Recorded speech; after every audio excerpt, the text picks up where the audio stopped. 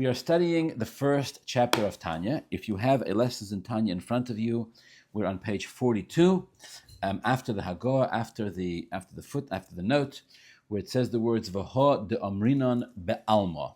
V'ho de Omrinon be'alma, which means as far as the well-known saying is concerned. Okay, we'll get into that in a second, but first, just a very brief overview of what it is that's going on here. The Alter Rebbe, this is still the first chapter of Tanya.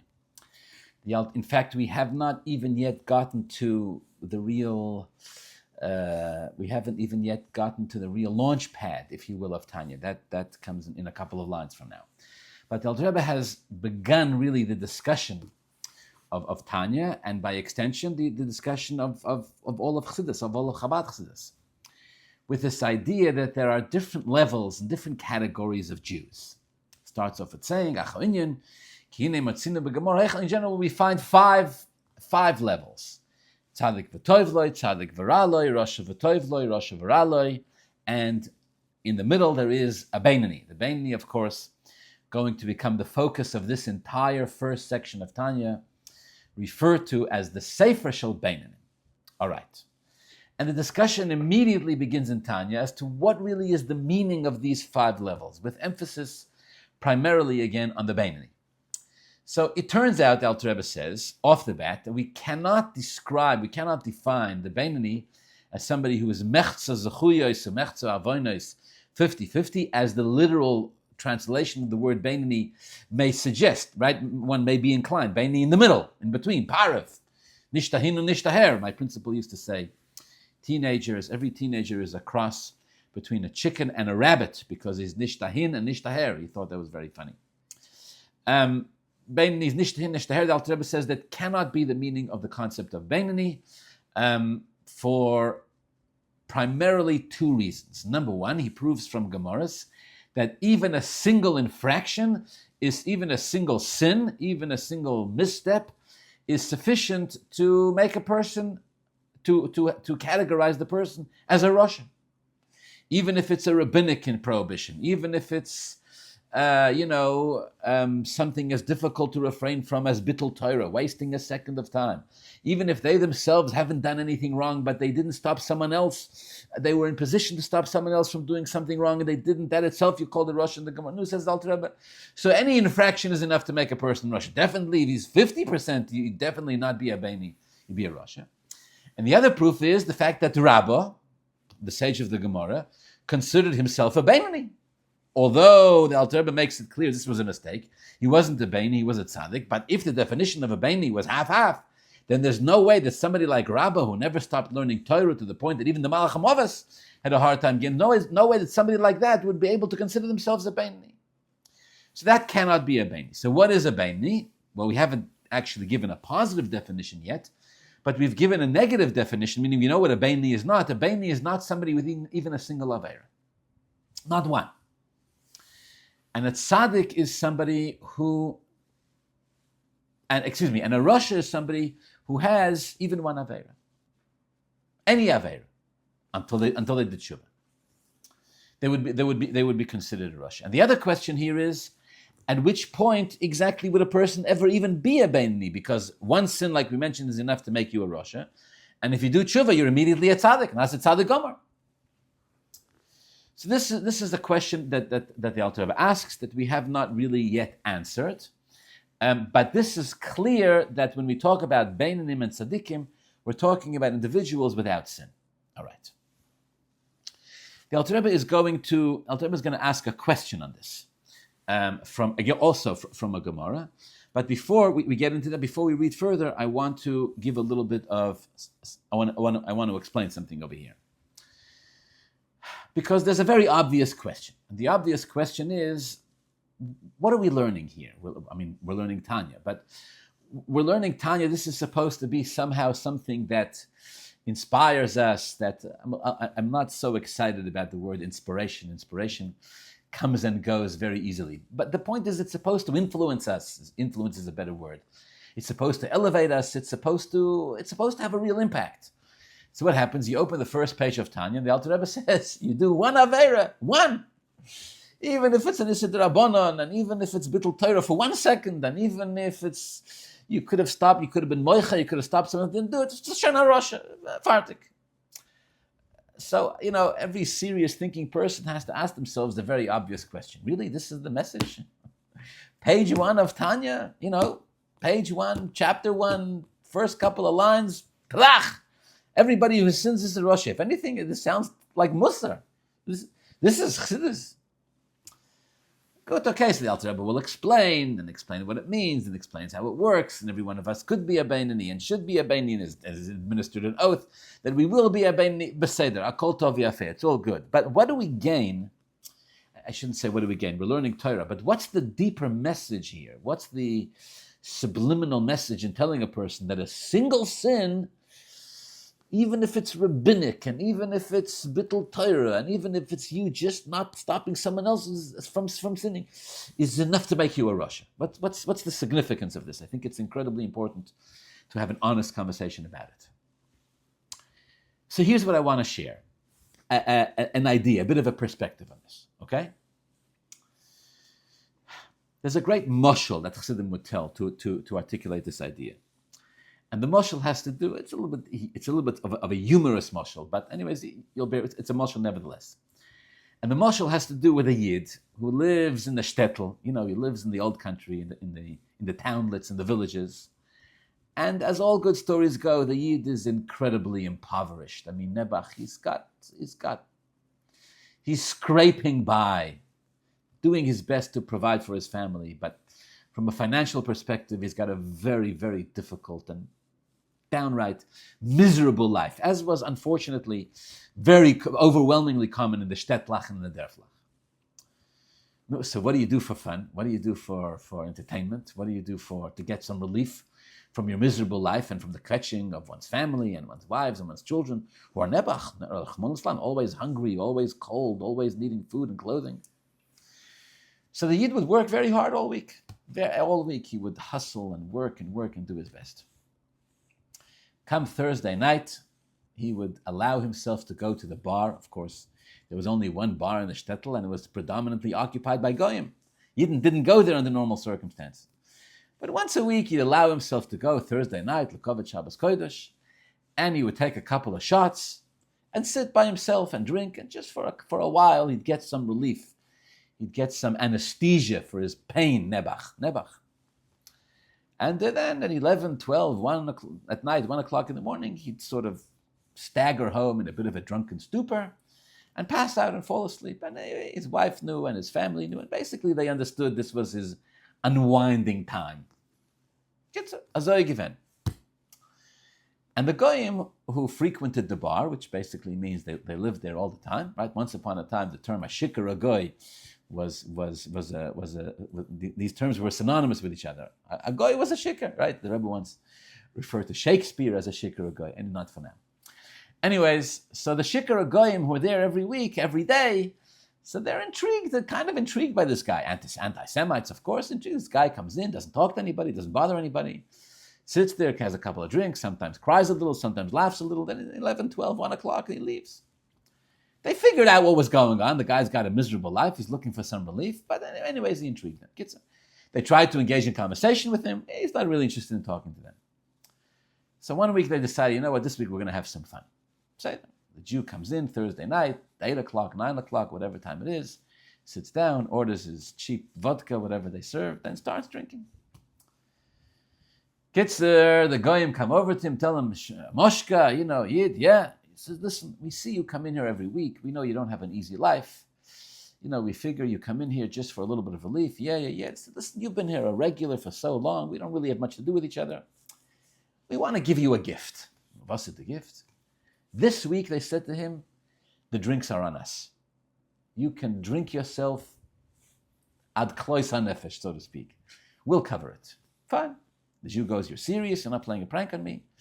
Of course, they're playing a prank on him, but they lie to him. They say, no, we're not. You can drink, open bar in the bar, on our tab.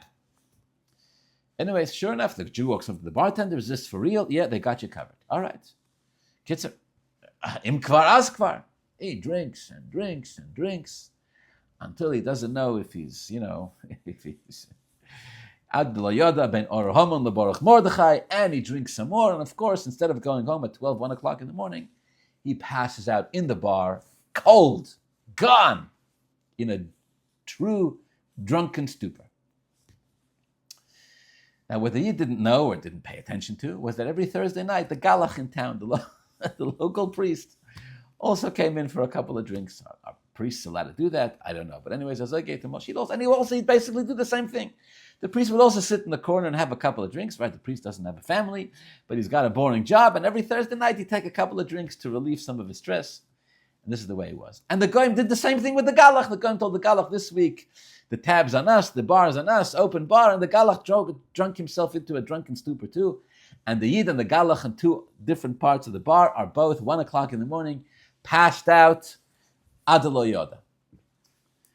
So the Goyim go, and they take the Yid's clothes, they take the clothes off, the Yid's so drunk he doesn't even realize they're taking off his clothes, and they take off the Galach's clothes and they switch clothes. The next morning, the Galach wakes up dressed like a Yid, and the Yid wakes up dressed like a Galach. Now, what happened with the Galach, that's not part of the mashal, but what happened with the Yid is very much part of the mashal.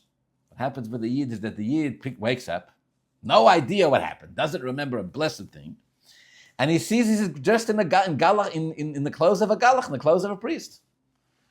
He's very confused, but he knows there's a monastery in town, so he goes to the monastery. Sure enough, the monastery, they comes to the monastery, they see the Galach arrive. They didn't look to see what color his eyes were and what color his nose were. They probably both had beards, the Yid and the Galach, they were probably the same height. And they open the gates and the Yid walks in.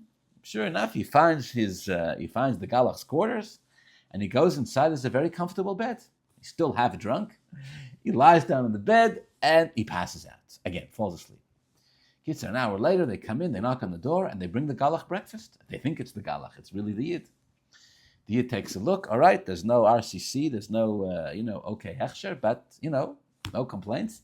Breakfast is breakfast, and after you get drunk, apparently you're really hungry. He devours the breakfast. Oh, Mr. Galach, they say, you have a healthy appetite today. Would you like some more? Davai, he says, Gibja, bring. All right, he eats a hearty breakfast and goes back to sleep. Kitzer, they bring him lunch. He eats lunch, he goes back to sleep. Dinner, goes back to sleep. But Kitzer, and now it's already Shabbos. He wakes up Shabbos morning. He's like, oh, what's going on over here? It's Shabbos, I'm a Yid. My family, I got to go. But as soon as he's ready to go, again, there's a knock on the door. They bring him breakfast. He goes, before I go, I should eat breakfast. Anyways. And so it goes one day after the next. He knows he needs to go home, but he's never eaten so well in his life. He's never slept so well in his life. They keep offering him pillows and blankets and sheets and towels, and he can bathe himself. He feels amazing. He knows he's got to go home, but he's way too comfortable. Sure enough, after a couple of days, they call upon him to give some kind of sermon or do whatever it is that Galachim do. And the Yid gets up there, and of course he does his best, but in the moshel, nobody realizes or nobody cares. He gets away with it, and the Yid's like, this is unbelievable. I can even do the job, and I can enjoy the benefits. He stays there for an entire week. Comes Shabbos, he's like, okay, now I'm going. But every time he wants to go, they offer him another meal, another good night's sleep, another shower, another bath. He just can't get enough of it. Until he stays there for weeks and for months. And one day, he wakes up in the morning and he starts to feel really guilty. He goes, come on, what's going on here? The Jew goes, I'm a bluffer. You know what's a bluffer in Yiddish? I'm a bluffer. I'm a fraud. I'm a faker. I'm a liar. I'm an imposter. I'm parading myself around like a galach. I'm no galach. I'm a poshet Yid who works all week in the field or whatever it is that he did. How can I do this? Never mind from a spiritual perspective, from my family, but even poshet on a human perspective. How can I lie like this? Yeah, but it's so convenient. The big C, right? It's so convenient. It's so comfortable. And then he says to himself, you know something? Wait. If you know a thing or two about the human mind, you appreciate the gravity of this moshel. After he's been there for a couple of months, and the whole time he's telling himself, I'm an imposter, I'm a fake, I'm a fraud, I'm a liar, I'm a scammer, I'm a thief, I have no right to any of this. I got to leave, I got to go, I don't belong here. After a couple of months of him really living his best life, one day he says to himself, wait a second, what if I'm not an imposter? This happens, by the way. The human mind does this. We're all vulnerable to this in one form or another. What if I really am a galach? Come on, what are you, losing your mind? You really, what's this with that galach? You woke up one morning and the galach closed in the bar. You don't even really know how that happened. I mean, you can figure it out. But no, the other voice says in his head, who said? Maybe that's a distant memory. Maybe my mind is playing tricks. My mind is playing tricks with me anyways. Maybe I really am a galach. Maybe I deserve all of this honor and good food and comfortable clothing, all the rest of it. He gets confused. Now, of course, he can't talk to anybody about this. Who's he going to tell? He doesn't want to expose himself. What does he do? For days, he's thinking, how do I figure it out? Am I a galach or am I not a galach? After a couple of days, he hits a Solomonic wisdom, hits him like a bolt of lightning in the middle of a clear day. He goes, oh my God, the Galochim all have books. They have these big books that they study. The books are written in some foreign language, Greek, Italian, whatever it is they're written in. Nobody else can read them, can understand them. Only the Galochim can. He says, I'll go over. Galochim are supposed to consult the books anyways. I'll go over. I'll open a book. I'll take a look inside. And I'll see if I can read what's written there. If I know what's written there, if I understand what's written there, then I know I'm a real galach. And if I can't read it, if I don't know what it says, if I can't understand it, then I know I'm a fake and a fraud and an imposter and a liar and a thief and a ganef, and I should go home where I belong. Brilliant. He's so excited. A solution to his raging identity crisis. We can figure it all out. Gavaldik. He rushes over to the books and he grabs a book off the shelf and he opens it up and he looks inside and of course, he's got no idea. It looks like a bunch of squiggles and patterns to him. It means absolutely nothing. He can't read it. He doesn't know. He doesn't understand. Garnished, obviously. Now the realization is terribly disappointing to him. Terribly disappointing to him. So what does he do? So you think, well, the mind set up a test for itself. The test has spoken unequivocally. Embrace the results. Yes, that's not what the human mind does. The human being's mind is capable of digging in deeper. He goes, because when he thinks about walking away from such an amazing life, the food and the comforts, his mind goes, no. Here's the punchline. Rabbi Yoel Khan, all of us would say this mashal. Of course, he would say it much better, but this is the idea. The punchline goes, the Yid goes to himself, I really am a galach. I really am a priest. I really am the person that deserves all of this honor and comfort. You can't read a blessed word in these books. The Jew goes, yeah, but nobody else can read the books either. It's not like anybody around me can read them. So who's going to know if the galach can really read what's written inside the book or not? Nobody, because nobody else can read the book, only the galach. So the Jew goes, probably the galach also can't read the book, just like I can't, and he makes it up. Just like they make it up, I can make it up as well, and this makes me a real galach. Azoy vi zeh liegen, he said, just like they lie, ich can euch liegen, I can also lie, and that makes me a real galach. End of mashal. End of mashal. All right, I've taken some time because I think it's an incredibly profound mashal. Chassidim would tell this mashal. What do they want from the mashal?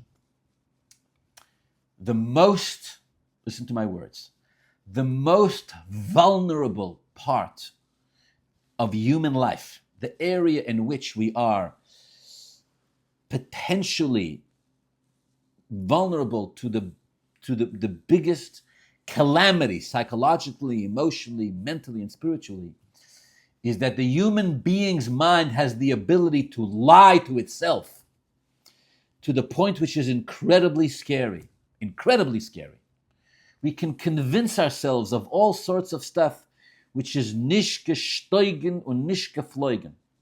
This is why Chassidim would say, to lie to yourself, and it's an Isser Dairaisa, meaning even the suffix is also. Chassidus goes to great lengths to provide an antidote, to provide the medicine for this psychological and spiritual cancer, Rahman al-Islam, that every human being, and definitely every Jew, is vulnerable, is susceptible to.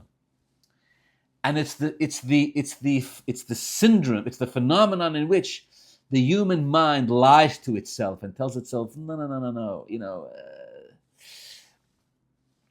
no, no, no, I'm really this, or I'm really this, or I'm really that, etc., etc. The area in which we're most vulnerable, in which we're most susceptible to lying to ourselves, is those areas in which we're limited. Instead of seeing this as a limitation, instead of seeing, well, this is something I can't do, or this is something I'm not good at, or this, etc., we make it everybody else's fault. Human nature, right? I'm not a good listener. You're a bad talker. I'm not a good talker. You're a bad listener, right? You're telling me I'm a toxic person. You're a toxic person. You're telling me I'm not a good friend. You're not a good friend. You're telling me, I'm not a good provider. You complain too much. You're telling me I don't spend enough time with you. You're selfish. This is human behavior. Natural. We're all hardwired, right? Adam Rishon eats from the Eitz Hadas. What's the first thing that he does when the Eibush said to him, what happened? I gave you one instruction. What does he do? Blames his wife. Fartik. The first experience of any human being ever. Blames somebody else. Approach the woman. Woman blames the snake. I was like, hey, this everybody points fingers. Says the Alter Rebbe, first page of Tanya. I want you to know, says the Alter Rebbe, when we talk about somebody who's a tzaddik, really a tzaddik, when we talk about somebody who's a Beinani, really a Beinani, we're not talking about somebody who has our limitations.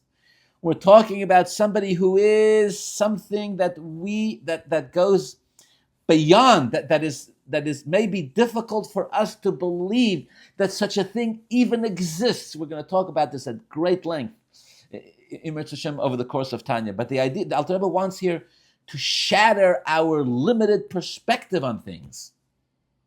We sit there and we look, right? So-and-so is a Beinani, so-and-so is a tzaddik. What does it mean, tzaddik? Probably davens with a little more kavana than me. Davens with a little... No, says the Alter Rebbe, no! When we say a person is a tzaddik, we're talking about something else here. Nish, because the fact that I'm a bluffer, the fact that I'm a faker, doesn't mean that everybody else is a faker too. No. There's real people out there. There's real Jews. There's people who have worked on themselves and succeeded, right? There's people who have eradicated evil from within themselves truly. Don't let your perception of reality end over here at the top of your head. There's always higher. In Hayom Yom, the Rebbe writes that an animal walks with its head down and a human being walks with his head up. And this is the great chasodim, the great kindness of Hashem that has allowed a human being to walk with his head up. I remember my father, Zoltan Gesund, was once bragging about this. He said, what does it mean? An animal walks with its head down and a person walks with his head up. No, is was. So what? He explained it very profoundly. He said, an animal walks with its head down, meaning an animal doesn't believe that anything exists above it.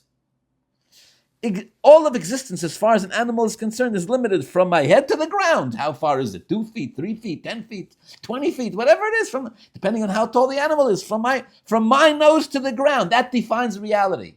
That's a behemoth. A human being, the Eibusher says here, lift your head. You see? You look up, what do you see? Oh, I see a sky. I see a world. I see a universe beyond me. Beyond you, now you're a human being. That you can accept and truly process that there's something above you and higher than you, not limited by your limitations. Shalom Aleichem. Now we can learn Chassidus. That's point one.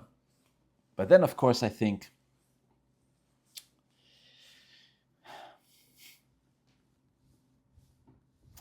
of course, there's a much deeper part to this, and that is,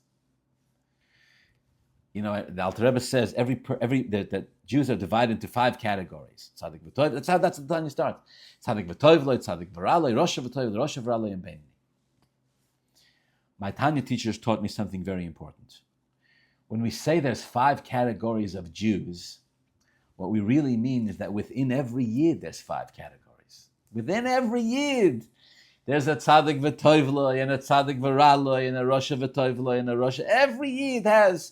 Sometimes we're like this and sometimes we're like that, and certain parts of it are like this, certain parts of it like that, right? They asked a particular chassid if he's a Beinani. They asked him, tell us in all honesty. The Friedrich Rebbe said about certain chassidim, right? That he was a Beinani. They asked certain chassidim, would you say about you? In all honesty, right? They weren't, tell us the truth. So sometimes chassidim would answer, at certain times, on Yom Kippur, on Rosh Hashanah. Rosh Hashanah by Tkiyas, Yom Kippur by Napoleon's March, Simchas Torah by the Rebbe Zakafa. Yeah, it's true. A person has within themselves elevated states of being. The Alter Rebbe is saying, I want you to understand what it is that we're talking about, that you're carrying. When we say you have a shtickle tzaddik within you, when we say that you have a shtickle Beinani within you, when we say that you have a shtickle Moshe Rabbeinu, David HaMelech, I want you to understand what it is that we're talking about over here, because even one Aveira, even one, is Nishkein Tzaddik and Nishkein Beinani. So I believe it's both. It's believed. The point here is both. Excuse me. Number one, it's to shatter, it's to sort of break our glass ceiling of what we believe is possible, what we believe exists, right? They would say, Chassidim would talk at great length about those who didn't or don't learn Chassidus, that they had limited perspectives on even the greatest of Torah, even the greatest of tzaddikim, the greatest of Torah giants. They had limited perspectives on them because they weren't able to truly see or believe that the greatness of a Moshe Rabbeinu or a David HaMelech or a Shaul HaMelech or a Shimon Bar Yochai or the Rambam or the Baal Shem Tov or whatever was truly, truly greater than me. I'm also a good person, right? The Friedrich Rebbe writes very famously about one of the great chassidim who was initially a misnagid and then became a chassid. He said before he became the person himself, before he became a chassid, he had a hard time with the pasuk. Moshe was the most humble person of any man on the face of the earth. The person said he had a hard time with that before he learned chassidus. After all, the person said, I'm also very humble. And the Torah doesn't write anything about me that I'm humble, and the Torah makes Moshe's humility internationally world-renowned forever. So how humble can you be when the Torah says that you're the most humble person that ever walks the face of the earth? So he had a whole pshat to explain it, that really he is more humble than Moshe Rabbeinu, but this is Al Pnei Adama, and this is I had a whole pilpul to explain it. He had a whole pilpul to explain it. But in the end, it's shtuyot, it's nonsense. In other words, you're stuck in a certain perspective where you can't really fathom that Moshe Rabbeinu is actually completely, infinitely beyond you. So number one, we need to break that glass ceiling. And then once we've broken it, we turn to every Yid and saying, by the way, and that's really who you are. Really, there is a little Moshe Rabbeinu inside you and inside me and inside every single one of us. All right. That's my 30-minute introduction. Now let's learn Tanya. Again, if you have lessons in Tanya, I'm starting on page 42. Now that we've established that the definition of a Beinani and even a Beinani has no Averis, fragt die Alter Rebbe, v'hodam rinon ba'alma, the mechzal mechza mikra Beinani, v'roiv zechuyes mikra tzadik. Says Alter Rebbe, but in so many places, in Gemara, we find this concept. Somebody who has more mitzvahs than Averis is a tzaddik. More Averis than mitzvahs is a Rasha. And 50-50 is a Beinani. So it's not a made-up concept. Okay. Again, the Alter Rebbe proves from all these Gemaras that one Avera makes you a Rasha. Fine. But the other side is not some kind of made-up lokshin. It's also Gemaras. But I mean, we find it all over the place, right? And the definition of a Beinani is mechza al mechza, half-half. So how do we resolve this? Says Alter Rebbe, who Shema Mushel. There's something called a Shema Mushel. Shema Mushel translates it as a borrowed name. I'll explain because Friedrich gives a mushel for this. Shema Mushel inyan schar v'onish, relevant to reward and punishment. When it comes to reward and punishment, mikri tzaddik bedina mi'achash zoicha bedina. A person would be called a tzaddik if they merit the verdict. They get a meritorious verdict. When it comes to not Shema Mushel, but something called Shema Toyar, Shema Toyar, a name that gives a definition. When it comes to the definitions, the true definitions dissecting, of distinguishing a tzaddik from a beinoni. Omer Razal, Rabbi Steinu Zechon Levacha, Rabbi Torah, tzaddikim, Yetzer Tov, Shoifton. The definition of a tzaddik is one who only hears the voice of his Yetzer Tov. Shenemar, as the pasuk says very famously, V'libi chol b'kirbi, she'ein lo Yetzer Hora. Definition of a tzaddik is ein lo Yetzer Hora. He has no Yetzer Hora. Ki horogai b'tainus. In David HaMelech's case, he said this because he had actually assassinated his Yetzer Hora through fasting. Aval, kol mi shelo yigia lemadrega zu. Anybody who has not reached this level of having no Yetzer Hora, although he may have more mitzvahs than averos, he is not actually on the level of a tzaddik at all. In the process of doing so, the Alter Rebbe also sows the seeds into understanding the difference between a beinoni and a tzaddik. A Rosha, we said, is somebody who has even one avera. A tzaddik is somebody, and the opposite is extreme. A tzaddik is somebody who doesn't have a Yetzer Hora, nothing. A beinoni in between. He's not on the level of a tzaddik, means he has a Yetzer Hora, but he doesn't have any averos. And that will become, the Alter Rebbe will elaborate on this at great length, but this will become the actual definition of the concept of a beinoni, as will be elaborated later, that the beinoni is in between. Rosha is somebody who has one avera, tzaddik is somebody who has no Yetzer Hora, beinoni in between. Nishkein Rosha, nishtahinu, nishtahir. Nishkein Rosha because he has no averos, and Nishkein tzaddik because he has a Yetzer Hora. What's the meaning of this concept of Shem HaMushal and Shem HaToyar? So it's actually not a difficult concept to understand, but the Alter Rebbe speaks it out, so we'll just articulate it again pretty straightforward. So Shem HaMushal means a borrowed name or a borrowed expression, and in language you have this all the time. The Moshel the Alter Rebbe gives for this is when a person is described as having a Lev HaEvan.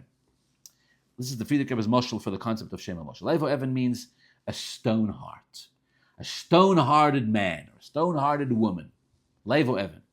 Or the opposite extreme, you could say a person has a golden heart. When we say a person has a stone heart or a gold heart, we don't mean it literally.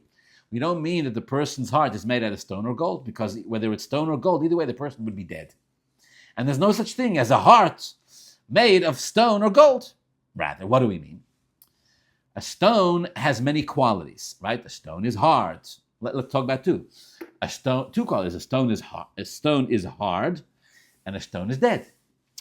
When we say a person has a heart of stone, we don't mean that the person is dead. We just mean that as far as one aspect of the stone is concerned, that the stone is stubborn, that the stone is difficult to manipulate, that the stone is heavy. We mean that part of the stone where the stone is difficult to move. So a person who's difficult to reach emotionally, in that sense, has a heart of stone in one aspect of the stone, not in all aspects of the stone, obviously. Same thing, Lamalius, in a positive sense. Same thing when we say a person has a golden heart. Right? Gold is very expensive. What do you mean? That you can sell the person's heart for gold? Gold can't pump blood. What do we mean? What we mean is that gold is very rare, gold is very valuable, and it's very precious. So we want to say the person has a golden heart, meaning the person is, their emotional state is so rare, it's so good, it's so valuable, that it's incredibly rare. We'd call it a golden heart in that sense, in that detail.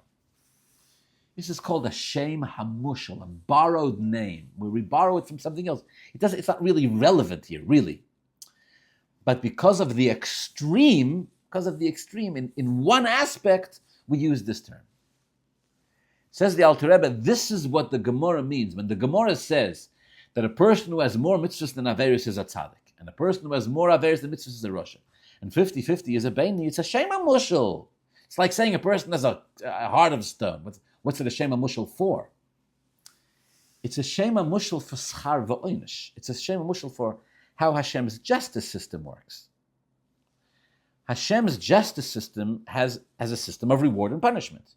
Now, how is the decision made? Who gets rewarded? Who gets punished? Says the Gemara, it depends on the majority of a person's actions. If the majority of the actions are good, then you're a tzaddik, meaning your judgment, your schar, or your reward and punishment system will end favorably for you. You'll get a meritorious result, right? You go to a doctor, and the doctor tells you you're healthy. What does it mean? That you're going to live forever? Please God, when Mashiach comes. Until then, no. What does it mean? That you never need a doctor again? No. What does it mean? That you'll never feel pain again? Again, till Mashiach comes, unfortunately not. What does it mean you're healthy? It means you're generally in a good state of health. You don't need antibiotic, Baruch Hashem. You don't need, see you in 6 months, see you in a year, whatever the case may be. You're a tzaddik in the sense that you're basically generally on the right path. Hashem says, Yasher Koyach. Hashem doesn't give us a Yasher Koyach. But you get the idea. You're Zoicha Badin. A Rasha on the opposite, on the other hand, not Zoicha Badin. Chas v'shalom. A Beini, the judgment has to get postponed because they're Mechza al-Mechza. Alter says, that's what the Gemara means. When the Gemara says more mitzvahs than Averis, that's what the Gemara means. Zoicha Badin. In fact, he actually elaborates. He says, even in human court we have this. Right? The two people will come to court, and the court will give a ruling. Right? Ploini atoch chayev. So-and-so is guilty, and so-and-so is innocent. No, says the Alter Rebbe. But when the court says so-and-so is innocent, what does it mean? That he's innocent of everything? Shtuyot. We're not talking about his parking tickets. We're not talking about what kind of a husband he is. We're not talking about what kind of a father he is. We're not talking about we're not talking about whether he shows up on time for minyan, whether he learns chitas and rambam. That's not what we're talking about. The shaila was, does he owe Shimon $100? Yes or no? Shimon, the best says, you're innocent. Innocent. What does that mean? You're innocent. It means you don't owe Shimon $100. In this aspect, you're innocent. Besson says you're guilty. What does it mean? You're a bad person. You're a horrible father. We're not talking about any of that. It's limited to a specific issue. When it comes to din, when it comes to Eibish's judgment, Rosh Hashanah, Yom Kippur, things like that, after, etc., that goes by the majority. Yes. Says Al-Tibet, it's not what I'm talking about here in Tanya. When we talk about who is a tzaddik, we're talking about Shema Toyar. Shema Toyar means give me a name that defines it. If it's a human being, don't tell me that he has inside his chest a stone. It's not shame. You can tell me he's a stubborn person, but he doesn't have a stone. And it's just, if he has a stone, it's just he's dead. Don't tell me he has a piece of gold in there, no matter how wonderful he is, no matter how generous he is. It's not gold, it's a beating heart of flesh. What's it called? It's called a heart, that's what it's called. And if we say that it's gold, then we're not talking about a human being, we're talking about a statue of gold. And if we call it a stone, then again, we're not talking about a human being, we're talking about a statue of a stone. Says Al-Teba, what we're talking about over here is Shema Toyar. When it comes, or all those Gemaras that say one Aveira makes you a Rasha. One Aveira makes you a Rasha. How do you align those Gemaras with the Gemaras that say 50-50 is a Beni? 50-50 is a Beni, Shema Moshel. One Aveira makes you a Rasha, Shema Toyar. Definition. One Aveira is enough to give you and I the definition of a Rasha. What's a tzaddik? A tzaddik has no Yetzer Hara. Not because he wasn't born with a Yetzer Hara, he was. But as David HaMelech says, Horgoi b'tainis, he killed it through fasting and tshuva. Aval kol mi shelo yigia lemadrega zu, anybody who doesn't reach this level, even if they have more mitzvahs than Averis, einai b'mailos madrega tzaddik klal, not even a beinani. Therefore, the rabbis say in the Medrash, quote, the Eibishter saw that tzaddikim are very few. So Hashem spread them in every generation. We'll stop over here. It says, tzaddik yisod olam. The pshat in Tanya is like this. The pshat here is, Alter Rebbe is saying, the Medrash says that the Rabbeinu Shalom saw that there were very few, they looked at all of Jewish history, and saw there were very few tzaddikim. So he spread them out a little bit in every generation. So the pshat in Tanya, the way they explained it, is not what Alter Rebbe want here. If a tzaddik was somebody who has more mitzvahs than Averis, why does the Medrash say that Hashem saw that they were very few? There's plenty, Baruch Hashem, in every generation. Plenty of people who have more mitzvahs than Averis, ma'abaya. Answer, we're not talking about more mitzvahs than Averis. We're talking about a tzaddik. Atein lo yetzer hara. That is very few.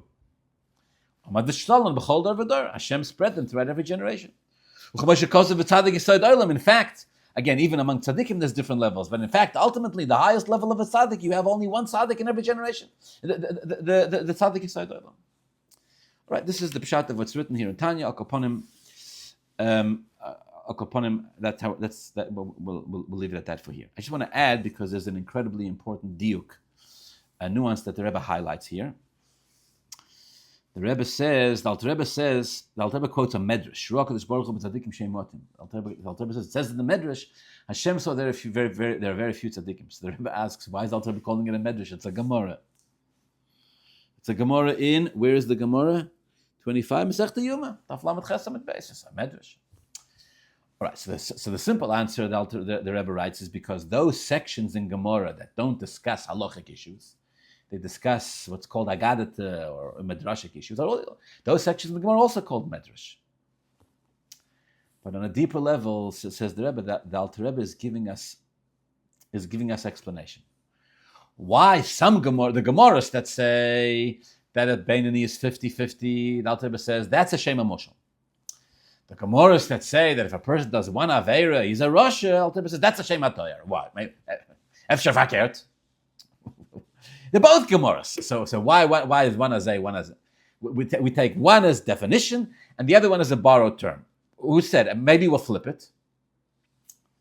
Alter Rebbe is coming to answer this question. Alter Rebbe is saying no. Different sections of Torah have different functions. When it comes to those parts of Gemara that deal with halacha, so halacha is what a person should do on a practical level. On a practical level. When it comes to those sections of the Gemara called Medrash, that's where the Medrash is talking about spiritual matters. So you want to know, what's the definition of something? Which section of Torah do I look? The definition of something, in the halacha part of Torah or in the spiritual part of Torah? The answer is, it depends what you're looking for a definition for. If you're looking for a definition of how big is a sukkah, you're looking for a definition, how tall is a lulav? How do you make matzah practically? Practically, you have to look in the halacha section of Torah. Over there you'll find the shem hatoyar, the exact definition for things that are related to halacha. Over there you have to look in that part of Torah, and that's part of Gemara that deals with halacha, that explains mitzvahs. When you look in the Medrash, and it talks about, let's say, matters of halacha, over there you'll get the Shema Mushal. In other words, over there you'll get the spiritual element to the practical halacha. But when you talk about spiritual matters, what's the definition of a tzaddik? What's the definition of a rasha? What's the definition of a beinani? It's not. This the Rebbe saying. The Rebbe explains these are inyanim ruchniim. They're not talking about which section of the doorpost you have to put a mezuzah in. Not to belittle it, chas v'sholom. But the point is, in every section of Torah has to be studied in an authentic way, true to the nature of that part of Torah. Right? A person wants to know what's kosher for schach and what's not kosher for schach. He's going to open a Kisvei HaArizal because it's Kabbalah. You're learning the wrong section of Torah to deal with this issue. You want to know the kavanas of schach, gesundheit, open kavanas HaArizal. And the same thing fakert. The person wants to know, what's the definition of chochmah d'atzilas. You're going to open up a Gemara. The Gemara talks about the halachic sections of Gemara. It's a different issue. The Rebbe explains it's an incredibly profound word. That's why the Alter Rebbe stops here and calls this section of Gemara, calls it Medrash. Why does it's a Gemara? It's not a Medrash. Okay, so it's a part of Gemara that could be called Medrash. But why? Why not call it Gemara? Why did I say anything at all? Just say, V'lochein Omer Azal. No, says the Rebbe, because when it comes to matters of Inyonim Ruchniim, over there you have to consult that section of Torah that deals with spiritual matters, namely Medrash. Or that section of Gemara which is called Medrash. And that section of Gemara says, Ra Kadosh Baruch Hu b'tzadikim she'em mu'atim. Tzadikim are very few.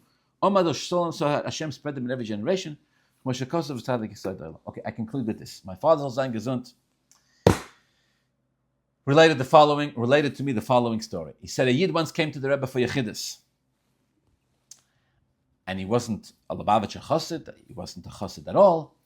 Let's say, for the sake of the story, a Weltische Yid. And he comes to the Rebbe and they're talking about different things, and the Rebbe says to him, the Rebbe asks him if he learns Chassidus. And the Yid says no. And the Rebbe says, why not? or there was encouraging him to learn Chassidus.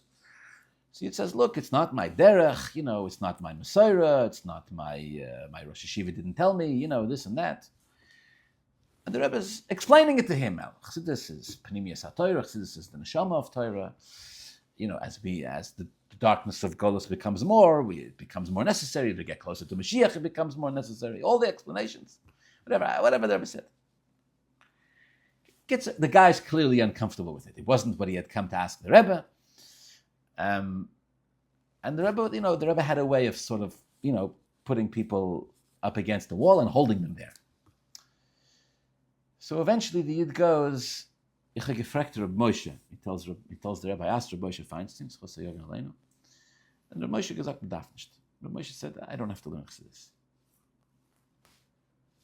The Rebbe himself would send halachic shilas to Reb Moshe, right? Reb Moshe was known as the Mora, the Ashra of the United States of America, the Poisek of the United States of America. Reb Moshe said, bedarf nicht. Listen to this. The Rebbe said to him in Yiddish, quote, Azel chashaylas frekt me nish bar Reb Moshe. Close quote.